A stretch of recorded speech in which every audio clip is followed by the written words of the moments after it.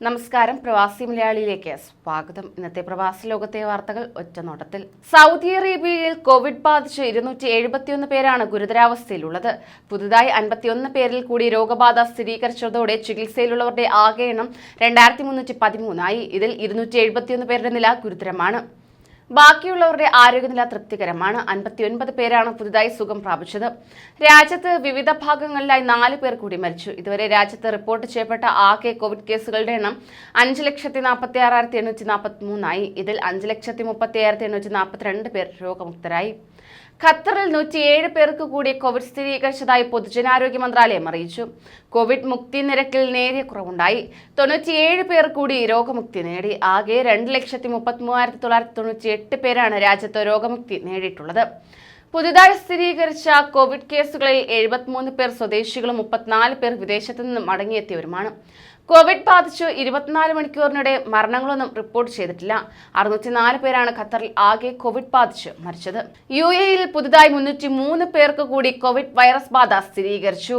ഇന്ന് 373 പേർ രോഗമുക്തരായി. കഴിഞ്ഞ 24 മണിക്കൂറിനിടെ രാജ്യത്ത് കോവിഡ് ബാധിച്ച് 3 പേരാണ് മരിച്ചത്. ഇതുവരെയുള്ള കണക്കുകൾ പ്രകാരം ആകെ 7,34,275 പേർക്ക് UAEയിൽ കോവിഡ് സ്ഥിരീകരിച്ചിട്ടുണ്ട്.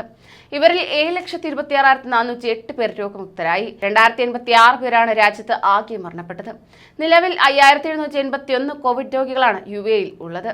സൗദിയിൽ നിന്ന് റീ എൻട്രി വിസയിൽ നാട്ടിലെത്തി കാലാവധി തീരുന്നതിന് മുൻപ് തിരിച്ചെത്താത്തവർക്ക് 3 വർഷം പ്രവേശന വിലക്ക് ഏർപ്പെടുത്തുമെന്ന് അധികൃതർ അറിയിച്ചു. മറ്റ് സ്പോൺസറുടെ കീഴിൽ പുതിയ വിസയിൽ പോകുന്നതിനാണ് വിലക്ക് ഏർപ്പെടുത്തിയിട്ടുള്ളത്. നിലവിലെ സ്പോൺസറുടെ പുതിയ വിസയിൽ പോകാം. റീ എൻട്രി വിസ ഓൺലൈനിൽ പുതുക്കാം. കോവിഡ് പശ്ചാത്തലത്തിൽ എല്ലാ വിസകളുടെയും കാലാവധി നവംബർ 30 വരെ നീട്ടി നൽകിയിരുന്നു. കുവൈറ്റിൽ തൊഴിൽ പെർമിറ്റും വിദ്യാഭ്യാസ യോഗ്യതയും തമ്മിൽ ബന്ധിപ്പിക്കുന്നതിനുള്ള നടപടികൾ ആരംഭിച്ചതായി റിപ്പോർട്ട്. വിവിധ തസ്തികകളിലേക്കുള്ള തൊഴിൽ പെർമിറ്റ് അനുവദിക്കാൻ തൊഴിലാളിയുടെ വിദ്യാഭ്യാസ യോഗ്യത മാനദണ്ഡമാക്കാനാണ് മാൻപവർ അതോറിറ്റിയുടെ നീക്കം.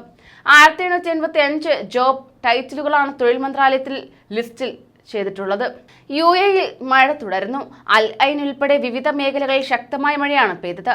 ദുബായിൽ വൈകിട്ടോടെ വീശിയ പൊടിക്കാറ്റിന് പിന്നാലെ അൽ ലുസൈലിലും ലഹ്ബാബിലും സമീപ മേഖലകളിലും മഴ തീവ്രമായിരിക്കുകയാണ്. ശക്തമായ മഴയിൽ അൽ ഐനിലെ റോഡുകളിലും പാർക്കിങ്ങുകളിലും വെള്ളക്കെട്ടുണ്ടായി. അടുത്ത മാസം മുതൽ എല്ലാ വിദ്യാർത്ഥികളും ദുബായിലെ സ്കൂളുകളിൽ നേരിട്ടുള്ള പഠനത്തിനെത്തും. ഒക്ടോബർ 3 മുതൽ എല്ലാ വിദ്യാർത്ഥികളെയും ക്യാമ്പസിലേക്ക് സ്വാഗതം ചെയ്യാൻ സ്കൂളുകളെല്ലാം 100% തയ്യാറെടുപ്പുകൾ പൂർത്തിയാക്കി കഴിഞ്ഞു.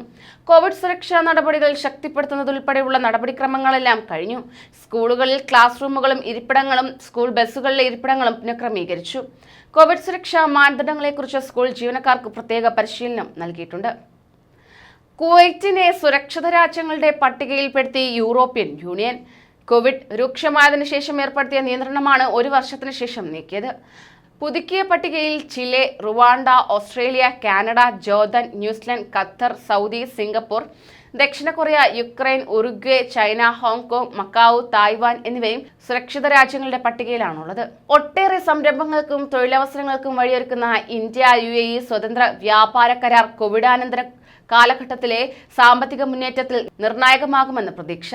ഇരു രാജ്യങ്ങളും തമ്മിലുള്ള വാണിജ്യ വ്യാപാര ഇടപാടുകൾ വർദ്ധിക്കുന്നതിനൊപ്പം വിപണിയിൽ കൂടുതൽ നേട്ടങ്ങൾക്ക് വഴിയൊരുക്കുമെന്ന് കേന്ദ്ര വാണിജ്യ മന്ത്രി പീയൂഷ് ഗോയലും UAE വിദേശ വ്യാപാര സഹമന്ത്രി ഡോക്ടർ താനി ബിൻ അഹമ്മദ് അൽ സിയൂദും വ്യക്തമാക്കിയതോടെ ചെറുകിട ഇടത്തരം സംരംഭങ്ങൾക്ക് അവസരങ്ങൾ ഏറെയാണ്. COVID-19 ആരംഭിച്ചതു മുതൽ നിർത്തലാക്കിയ ഇന്ത്യ സൗദി നേരിട്ടുള്ള വിമാന സർവീസുകൾ സൗദി ദേശീയ ദിനാഘോഷത്തിന്റെ ഭാഗമായി ഈ മാസം 23 മുതൽ പുനരാരംഭിക്കുമെന്ന് പ്രതീക്ഷിച്ചിരുന്ന പ്രവാസികൾക്ക് യാത്രാദുരിതം തീരുന്നതിന് ഇനിയും കാത്തിരിക്കേണ്ടി വരും. അതേസമയം ഒക്ടോബർ 31 മുതൽ കേരളത്തിൽ നിന്ന് സൗദിയിലെ വിവിധ സെക്ടറുകളിലേക്ക് നേരിട്ട് വിമാന സർവീസ് ആരംഭിക്കുന്നുവെന്ന എയർ ഇന്ത്യയുടെ പ്രഖ്യാപനം തെല്ലൊരു ആശ്വാസം നൽകുകയാണ്. കൂടുതൽ പ്രവാസി വാർത്തകൾക്കായി ഈ ചാനൽ സബ്സ്ക്രൈബ് ചെയ്യൂ.